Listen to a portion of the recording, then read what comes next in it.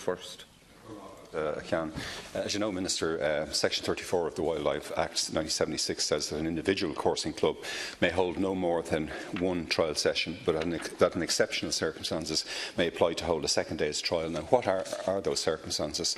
I know in February, Clonmel Coursing Club was approved to hold a second day's trial, and what were the exceptional circumstances pertaining to that? As you know, I've been asking a series of questions about strengthening the National Parks and Wildlife Service over the last year or so, and in particular the monitoring of coursing trials.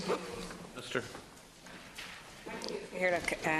In October, thank you, Deputy Broughan, for your question. In October 2017, my department issued a revised licence in relation to coursing under Section 34 of the Wildlife Act 1976, as amended to the Irish Coursing Club, on behalf of its affiliated clubs, which included new and revised conditions relating to the reporting of coursing trials. And one such condition stipulates that an individual coursing club may hold no more than one trial session, but that in exceptional circumstances the Irish Coursing Club may apply to hold a second day's trial. And my department received a request from the Irish Coursing Club to hold a second day's trial in relation to the three-day national coursing meeting, which was held in Clonmel on the 10th, 11th and 12th of February last.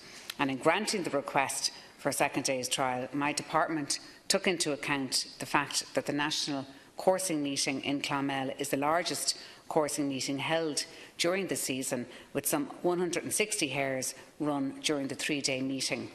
I accept the view that it would not have been possible to complete trials for this number of hares in one day at that time of the year in February due to limited daylight.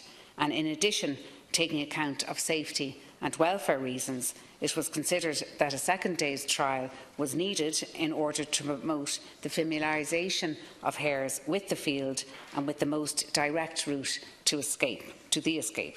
And it's important to stress that until my department issued a revised licence last year, it would have been possible for every single club in the country to hold trials over as many days as they wanted.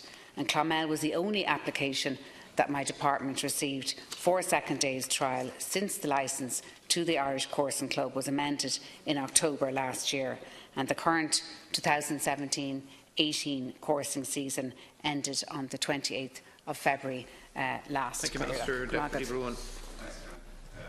I welcome remarks you said about the new and revised conditions, but I don't know if in actual fact the situation that you describe is truly exceptional. But what safeguards are in place, Minister, to ensure that hares are being rested sufficiently, and what reports do you have on hares allegedly being shared among courses due to shortages? I know, for example, that at least 36 hares died at coursing meetings in 2015-16, 36 rather died in 2015-16, 26 died during 2016-17 season, and by the end of 2017, at the start of 2018 season, 13 also had died. So you told me, I think, that the cost of recruiting 25 additional conservation rangers for the National Parks and Wildlife Service would be less than €640,000, and I welcome the fact that 11 rangers were appointed during 2017. But surely, the fact that just 6 hare coursing meetings were monitored during the 2014-15 season is unacceptable. I know that's risen to 17 meetings the following year, and in 2017-18, I think 24 meetings have been monitored. But why is there not, can we not arrive at a situation where all meetings are monitored and where, hares are treated humanely and Thank protected? you, Deputy. Minister, can we conclude on this matter? Deputy Broughan, that the hares must be treated humanely, and I believe that they need to be monitored also, all of these trials.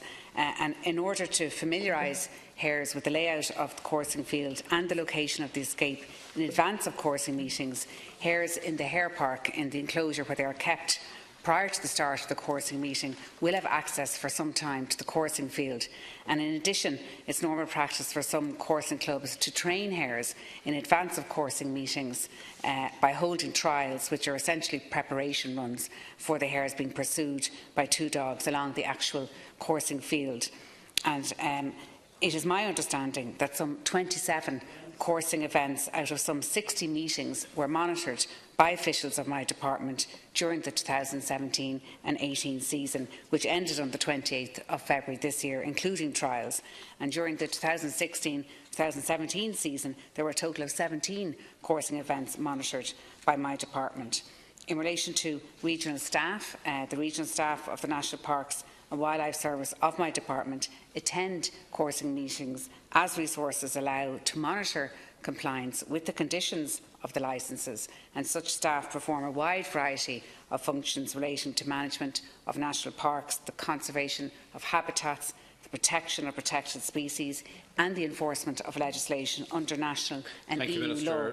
And delivering on this work is particularly challenging at a time of constrained financial and staffing resources. But within this context, my department prioritises its human resources to these areas of most critical demand. Deputy McGrath, you